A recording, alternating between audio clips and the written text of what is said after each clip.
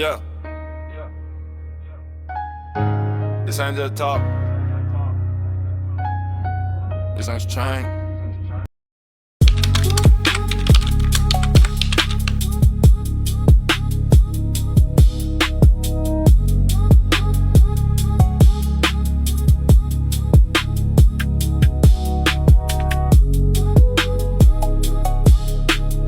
Family, welcome to another episode of the Perspective Exchange. We got a good one for you today. Today we had the honor of sitting in with Michael Storrs, who's also running for Ward 3 City Council in Petersburg, Virginia, right here, hometown. It's going to be a great one, man. So with that being said, let's get into it. Michael, how you doing? I'm doing good. All right. Thank you for having me. Glad for coming. It was long overdue. We here now, though. Oh, yeah.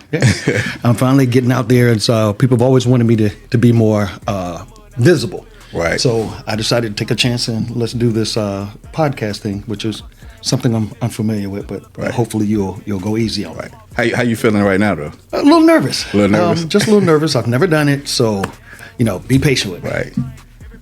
Y'all heard it. So with that being said, let's get into it with the first question. So before we get into the campaign, right, we want to dive into who you are. So let's start with who are you? Who is Michael Storrs? Where did you come from? Who are you? Good question. I got to give a shout out to North Carolina. Born in North Carolina, Duke Hospital. My parents, well, first of all, there were 6 of us. Okay. Big family. 4 boys, 2 girls. I'm number 5, baby boy. I got a younger sister. Well, with my parents, they were pretty much a hard-working.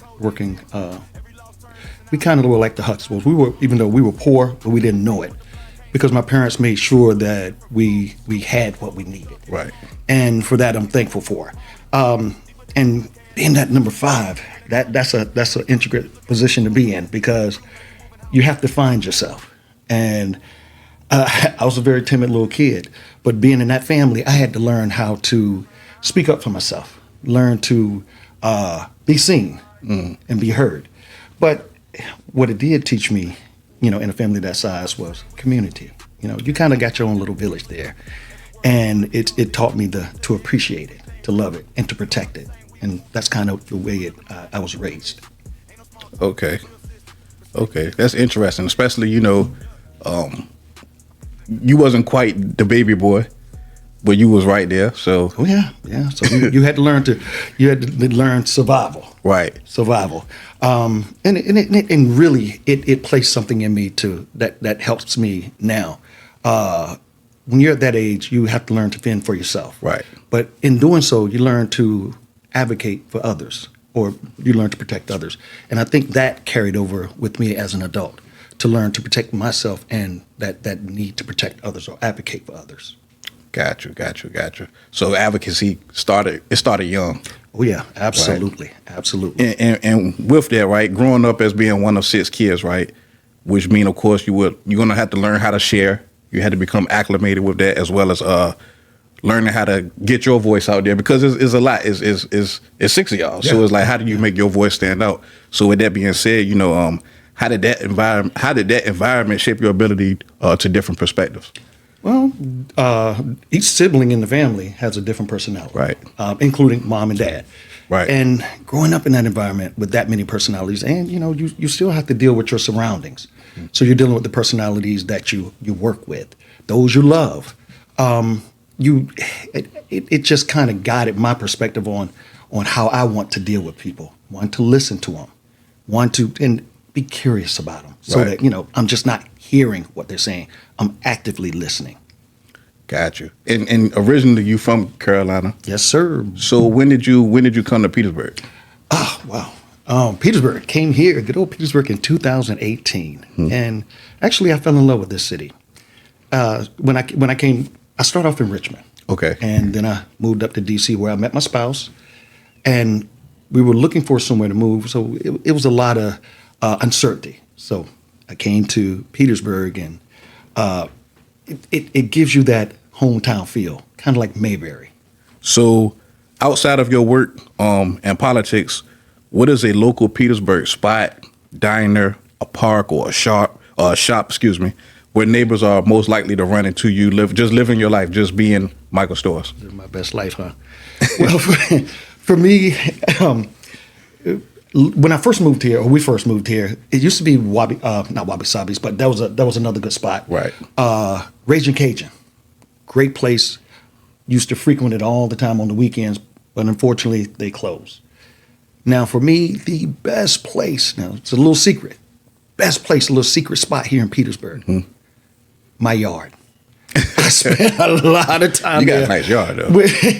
Oh, thank you. That's my chill spot. I love what we call dirt therapy. I've had some of my best conversations with people here in the city, just right there from my yard. People will stop. Hey, I like da da da da da or XYZ, and I've gotten to know so many people just working in my yard. Okay. And what's career wise, like, what do you do? Oh, I'm a mental health. Well, I'm in the mental health field. I'm a therapist, AKA shout out to social workers. That's the foundation of clinicians is social work. Okay. Right. Yeah. So, all right, being a mental health clinician, right? How does this relate to how you see people, community, relationships, and things of that nature? Well, in social work or in therapy, you have to build a rapport with people. We call it the therapeutic relationship. Right. As with anything, it's a relationship. Relationship in your home, relationships to your environment, relationships to your community. That helped me to develop and to nourish those relationships. And that all came from, basically being a social worker. And that's so dope, right? Because recently I've been on my therapy journey, so I have a therapist as well. We spoke about that before, and it's I'm fond of like the work y'all do and just that ability to be able to, like, especially in like today's climate and a lot of things that's going on, just a lot of the stress of the world, just being that voice for somebody to be able to unload when they feeling overwhelmed. Yeah. So like, that's what we're here for. Yeah, I definitely like commend you on that. I appreciate it. And just that field of work, period. Yeah. Also, so in social work, success is often measured one person at a time, while city council deals with systemic citywide policies. How do you bridge the gap between helping an individual and fixing a system? Well, good question. For me, in my opinion, the best way to bridge that gap is what I plan on doing, holding town hall meetings, taking the information that I have learned through the city council meeting, bring that information back to the town halls and disseminating it amongst the residents so that they can understand, ask questions, again, be heard and have the opportunity to ask questions. Now, another piece to bridging it is taking their concerns back to city council or, letting them know that they can count on me to get the process started or get people involved who can resolve those issues. Right. So like a people's champ. Yeah, absolutely. A champion of the people, just like social work. And that goes back into, when you spoke earlier, you brought up being like one of six children in the household and just creating community. So it's like you want to bring a sense of community to community, the common unity part and community. Like that's what you're bringing in. Absolutely. By, holding these town halls and, getting people involved in the process, letting people feel like, all right, you really are for us. Yeah, educating them. Right. It's really, the town halls are more for the residents to, the ones now, especially the one I'm holding on June 6th, it's for educational purposes, to bring in the professionals, those who know things such as security, green spaces, things that we need here in the community. Those are the experts. Right. I'm still learning just like everybody else. I don't come with all the answers, but I want to make sure that we can bring together the people who do or who can answer those questions. That's a humble answer too. Because a lot of people would have came in like they already know. Like, oh, I got the answers already. But like just everything you've been saying so far is like building that connectivity. Yeah. So it's like you're really trying to build like a real meaningful relationship with the community that you plan to serve based off of what you already do in your everyday life. So it's like seamless. So it's like the transition would be, it wouldn't be night and day. It's like. Well, those who know me, first of all, those who've had the pleasure to know me and I've had the honor of meeting them. Right. they know I listen first and foremost. And even now, if I don't have an answer, don't come in with all the answers, because I don't. But Right. be honest enough, be transparent enough to say, hey, you know what? I'll find it. Let's either together, let's do what we need to do to get the answer, or let's figure out where to find the answer. Too many people right now are just, well, I'm going to do it, and I'll tell you Right. what you need. That's not how I roll. Then when it don't play out, it's like, No.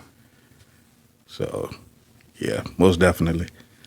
Your value is not just in what you own, it's in how you think, how you move, and how you carry yourself. Real value comes from discipline, knowledge, emotional control, consistency. Increase your intrinsic value, and everything around you starts changing too.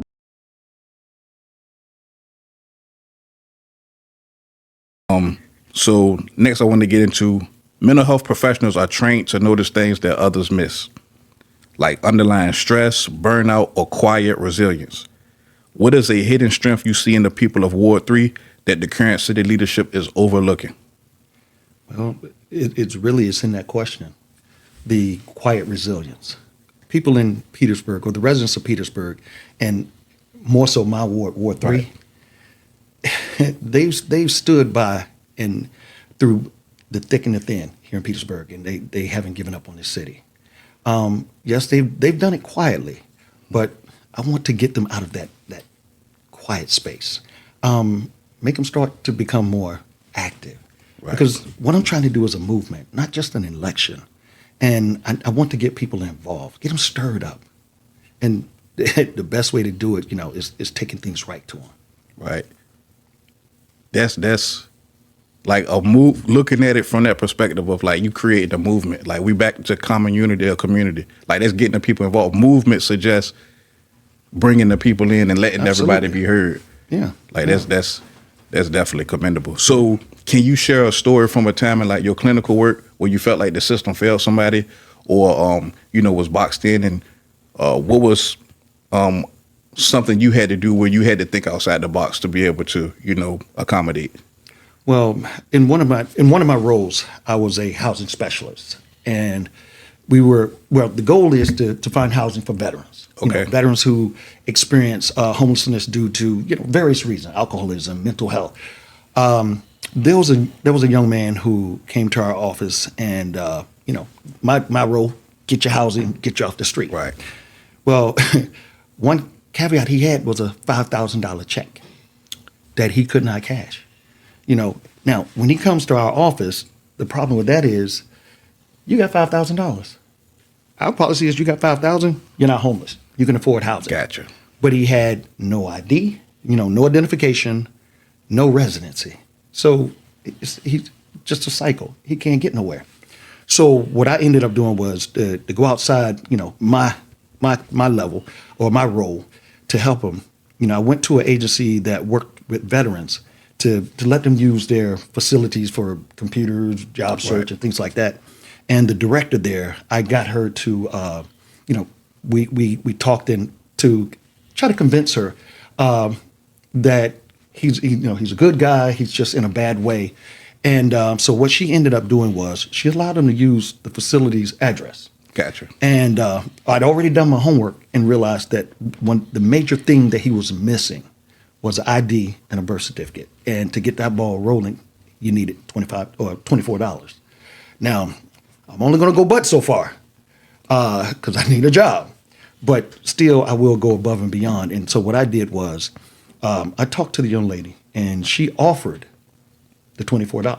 Oh, wow. So we went to the DMV, and, I kind of pleaded his case, or as we call it, I advocated for him. And they went above and beyond and helped him get the birth certificate, which is what he needed to get the ID. And then ultimately with that information, an address, a birth certificate, and a driver's license or an ID, he was able to get a bank account to where he could cash that check. Now, above and beyond, I reached out to people who I know are prospective landlords and got one to agree to give this young man housing.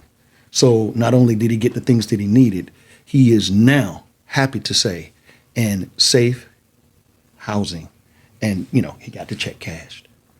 Oh, that's all right. So it looks like when it comes to helping people, right? like you make sure you see it through, like all the way to completion. Well, at least to a level of being complete. Whether you know, even if the result is not necessarily as favorable, but you're gonna see it through. Yeah, in social work, that's what we do. We connect people to resources or get them to the point, and especially with the mental health, to where they can self-sustain. Right. We don't carry the load for them, because that's handicapping people, and that's not what we do. That's true. But we get them to the point where they can self-sustain and be on their own. And that is interesting, right? To like hear that a part of the system, right? So he didn't have identification, he didn't have housing, he didn't have transportation, but he did have a check, money, and therefore that made him no longer transient or homeless. But it's like all the important stuff was missing. Yeah. So because that wasn't even but a couple months rent, not counting any other expenses. Absolutely. And if he did have expenses, that was one month's worth of expenses. So it's like the system does need to be like fixed. It failed him, simply because he has the financial means, but you got all this money, but you don't have the necessary items of housing, identification. So the system says, well, you can get it on your own. Well, they failed to factor in mental illness plays a key or critical piece in that. So helping this man who, on his own couldn't. Right. So that's why I bridged the gap. Okay. And now, like, I want to kind of go into your political journey. So the first thing I want to ask you is, so you ran a pretty competitive race in 2022 where you were only 140 votes short of winning that same seat, the same one you're running for now, correct? Yes, sir. a lot of people are going to recognize who you are. If there was a moment when you had said to yourself, I have to do this again and do it differently, what was that moment? Well, just that I lost by 140 points, right? 140 votes. But what it told me was there's a lot of people out there who think just like me, right? Who want something different. They want change to come to Petersburg. They love it, but we got to figure out how to bring about that change. But it opened my eyes to say, hey, you're not in this by yourself. So it just made me realize there are so many people out there that are hungry for change. And I'm hoping I'm going to be the one elected to bring it. You heard it. So, and that answered my next question, really. So I wanted to get into this, right? After such a narrow, like, it was right there. Like, it was it was so close. Most people would get frustrated and give up, right? What specific conversation with a neighbor after the election convinced you that your work in Ward 3 was not finished? Well, that it didn't come with just one conversation. It was multiple conversations with neighbors, as well as another candidate who also ran. Okay. And they lost by a small margin, just like myself. So after sitting back and reviewing how close we came, it made me realize that light bulb went off that, you know what? There's enough people out there that really want something different. They want this change to happen. And if the margin was that small, I got to do it. And so it just made me say, hey, get back in there, throw your hat back in the ring. It's the type of leader you would want. Somebody who's resilient, see it through, they don't give up. They keep going, they get back up, dust themselves off. So keep that in mind, keep that in consideration. Definitely so. Definitely. And willing to listen to you and hear you out and involve you in the process. Like, be mindful of these qualities. Yeah. So just to backtrack, you came from Carolina. You settled in Petersburg in 18. Yep. This is 2026. It's not the same. So from when you originally got here to now, what are things that concern you the most? Well, the biggest thing is we haven't had much change here in this area. The thing that made me want to freeze one aspect about Petersburg and preserve it so that it would not change, what would that one thing be that you would decide to freeze, to put on hold, to preserve? Like, I want to preserve this part of the city because it's so dear and it's so integral. It's such a wonderful aspect about Petersburg. What would that be? It would be it's a historical architecture. It's known for its old world charm. That the historical homes that we have here, I would like to see them preserved and not torn down, and homes brought in that don't really fit the character of Petersburg. Ooh, so like the personality. Absolutely, absolutely. These these older homes are the charm of the city, and I want to make sure we keep it. Right. It's our identity, and I don't want them to lose it. Most businesses don't have a marketing problem. They have a visibility problem. At Black Ledger Media Group, we fix that. We build strategies that position your brand to be seen, trusted, and chosen. If your business isn't growing online, it's not being engineered correctly. Partner with us. Build your brand.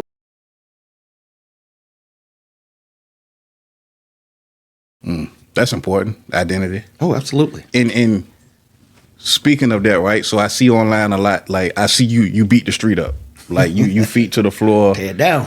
You gonna beat the streets up. Oh, absolutely. So Absolutely. now when you walk the streets of Ward 3, like what do you see and how do you feel? Like what's the feeling that you get? Yeah, what I see now is, especially in my ward, I can't speak to others, even though I've been in those other wards, is when I'm walking down the street, I see families walking, families, beautiful homes with manicured lawns and just a sense of pride. And it also instills a sense of pride in me, makes me feel proud to be in that area. And I take that and I go back and I do the same thing with mine so that I can show, hey, this is what we got. This is what we can achieve. Right. Maintaining that personality. Absolutely. Gotcha. So, and I know you touched on this earlier, right? But I want to go back into it. Maybe you can go a little deeper into it, right? So we already know Ward 3 already has representation. Mm-hmm. There's already somebody in that seat. Why are you running? Well, when I came here in 2018, I was coming in on the tail end of an election.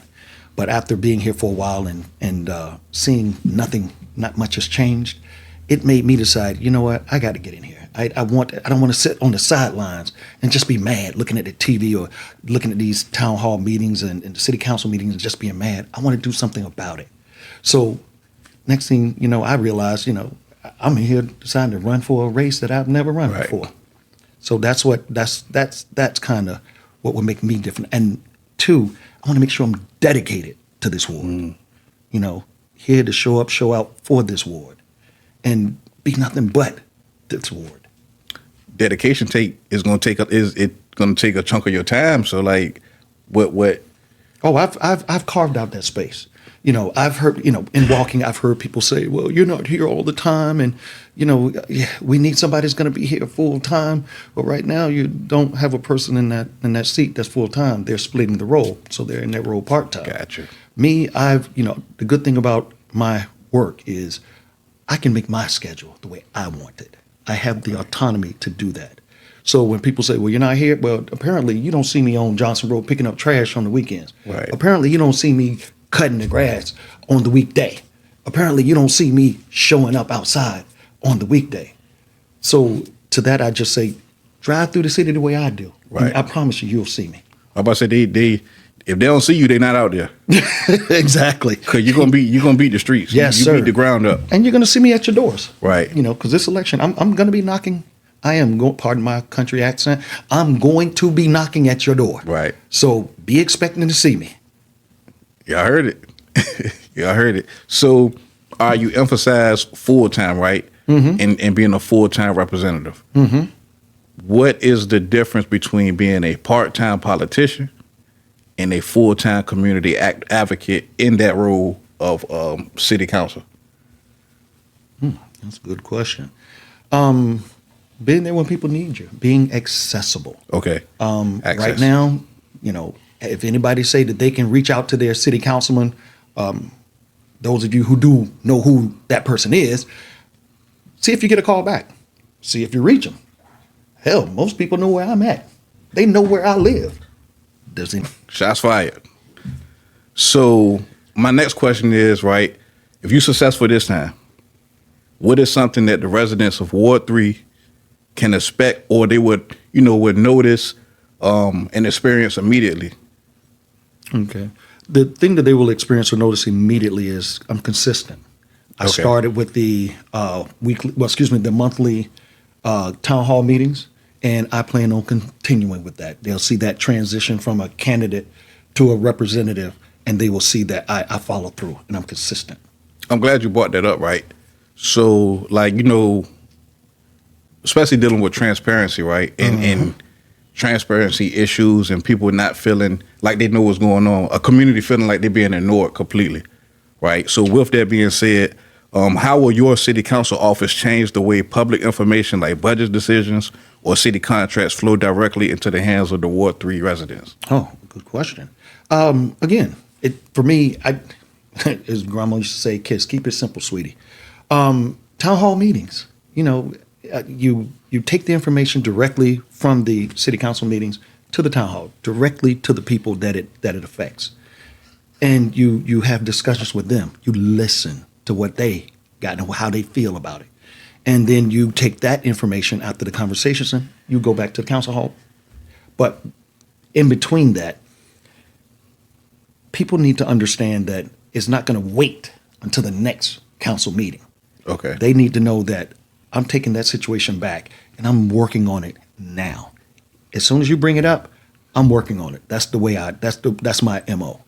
And they'll see either with feedback that, I'm addressing the problem. I'm glad you just said that, right?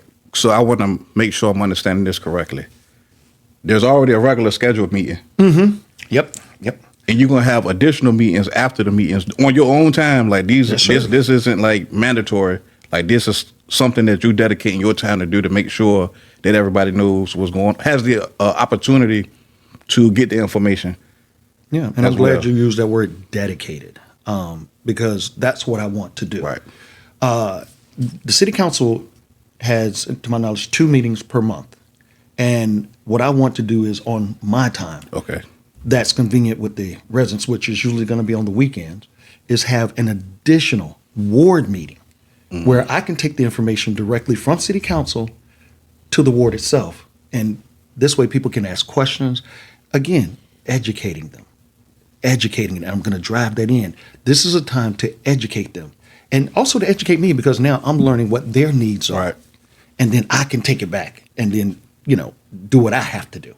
But the biggest thing is just bringing it directly to them with the town hall meetings. One, not after every one. Okay. So I'm with you.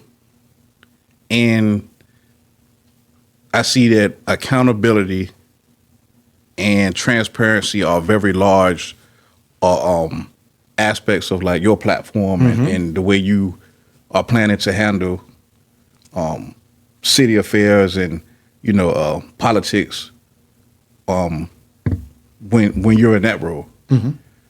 So, and people say it a lot. People throw those words around a lot. Accountability, transparency, right?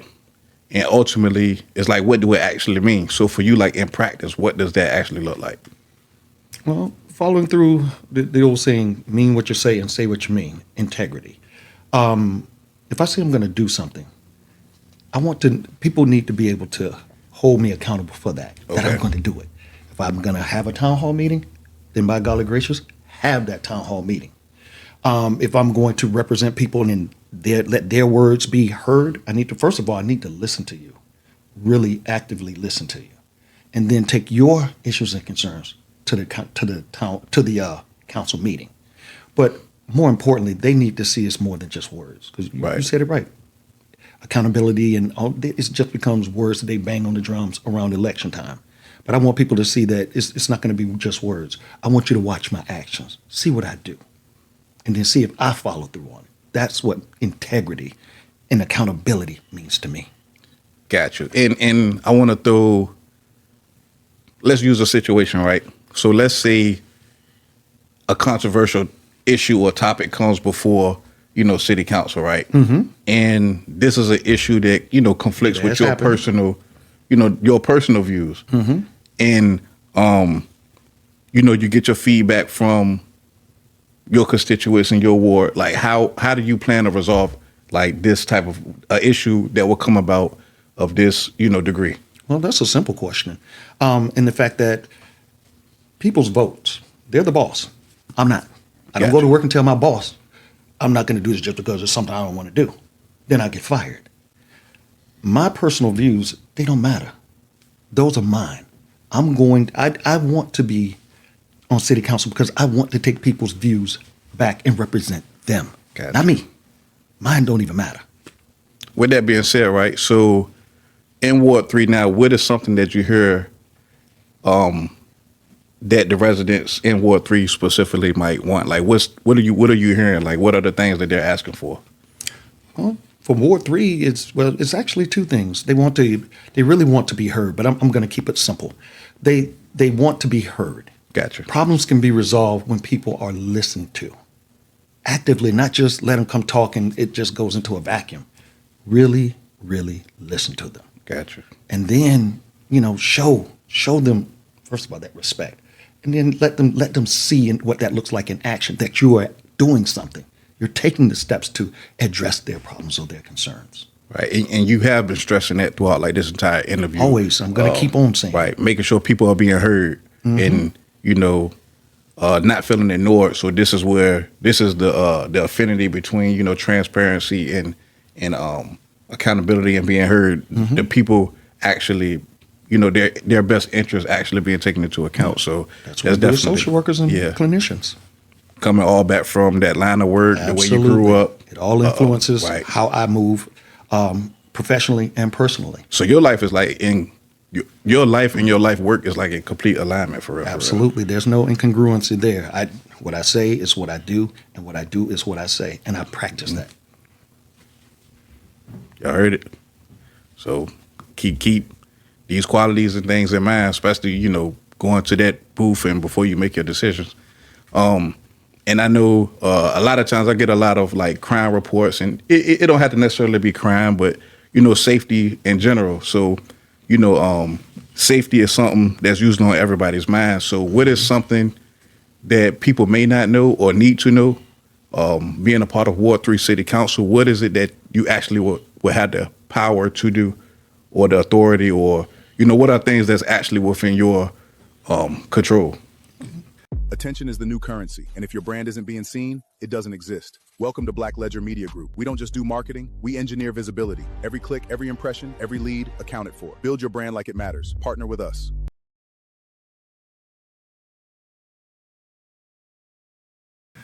Great question. Well, my goal is to bring people in play. Well, first of all, again, and I know this sounds like I'm beating that horse, to listen to people, right? Find out what their needs are. Now go to those who can provide those services: the EMS, the police department, the fire and rescue. And the piece that how I tie those two in is I go back to city council and I advocate for the resources, for the funds, for them to obtain the resources so that they can provide the services for the residents. So my part is the advocate of the resources or the funds. Advocate for those funds so now they can properly have what they need to provide those services. I'm glad you said that, because that I really wanted to get into this question too. So a question I wanted to ask you was, you're bringing in subject matter experts to talk to residents during the campaign rather than waiting until you are till after you are elected, like you being proactive out the gate. What is an example of an expert you're bringing in, and what specific problem would they help neighbors address? Well, the meeting that we're holding on June 6th at the Petersburg Library at 3 o'clock, 2:30 till 4. The goal is to bring subject matter professionals in. Gotcha. The goal is to bring Captain Adams in. She's the liaison for Petersburg Police Department to ask we can ask her specifically about things that may be down the pike or that we can do to help make our neighborhoods feel more secure, safe and secure. Also, she's going to bring literature about neighborhood watch programs, so that we can. Those are things that we can also implement within the city, the neighborhoods. Gotcha. So, if you could think of something, what is it that you think Ward 3 residents need, like right now? Like, I mean, what do you need from Ward 3 residents right now? Like, not just their votes, but like, what is it that you would need from them? Of course, votes too. Yeah. But the biggest thing right now I need is donations. Let's put that out there front and center. Campaigns cost money, and a lot of time, but people have financial means to do it. I know right now people may be struggling, but No donation is too small. $5, $10. Hell, I had one little girl, she gave me $2, had to be her lunch money. Yes, Oh, wow. I took it. I ain't gonna make no lie. Tell you no lie about that. I took her little $2 lunch money, but you couldn't tell me she didn't give me $1 million.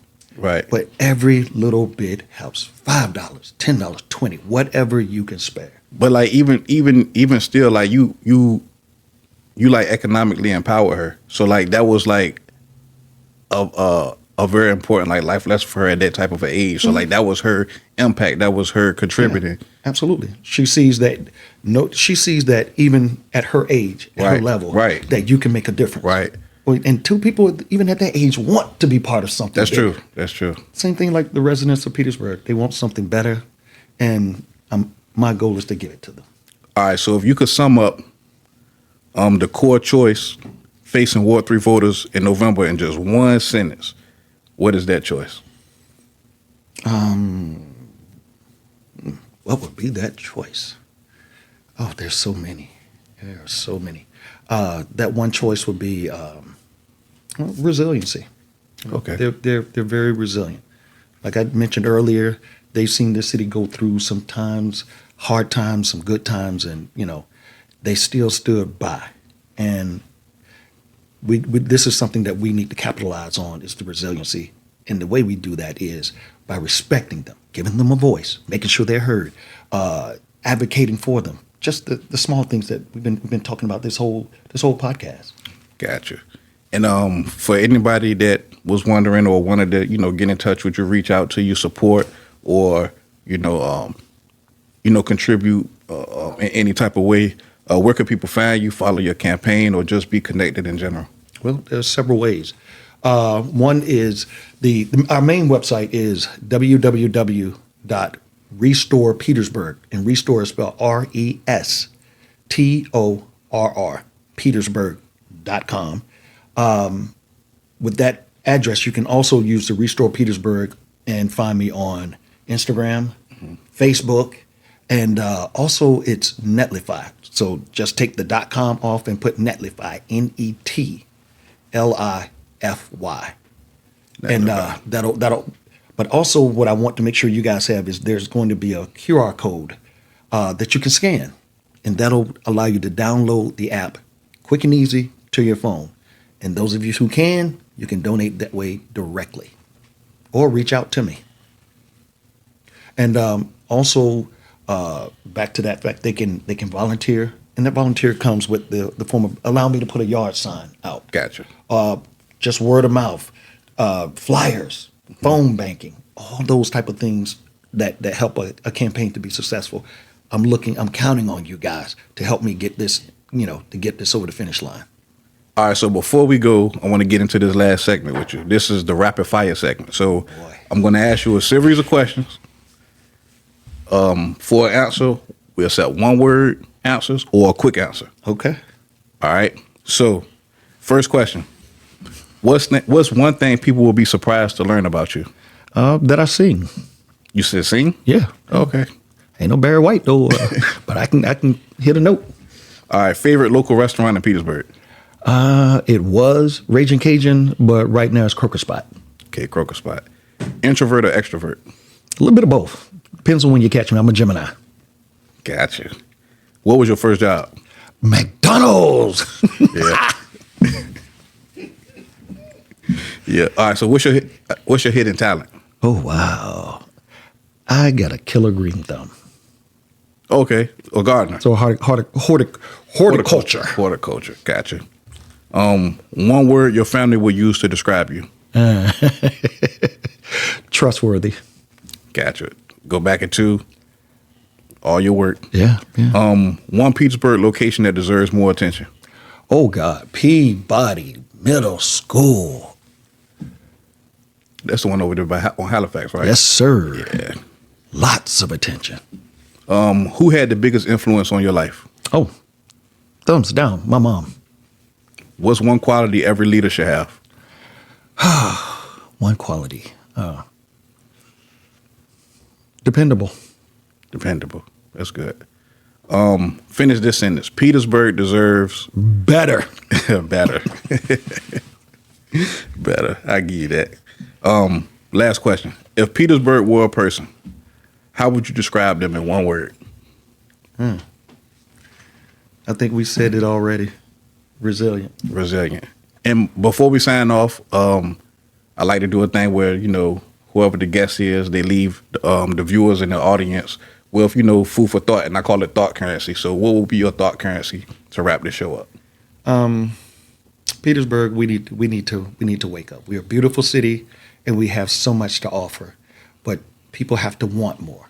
I can't make you do it, but my goal is to be that thing to help us get to it. So I just want us to wake up and want more and demand more from those who are in power, positions of authority. Y'all heard it here first. Y'all got a chance to sit in with Michael, learn who he was, learn what his mission is, his agenda, everything going on. So make sure y'all get out, make sure y'all connect with him. He gave y'all the link to the website. It'll also be, you can find it throughout this episode or in the bios as well. Make sure y'all reach out, contribute, do your thing, leave some comments for some feedback, let us know something. It was an honor, pleasure. Thank you. Glad to have had you.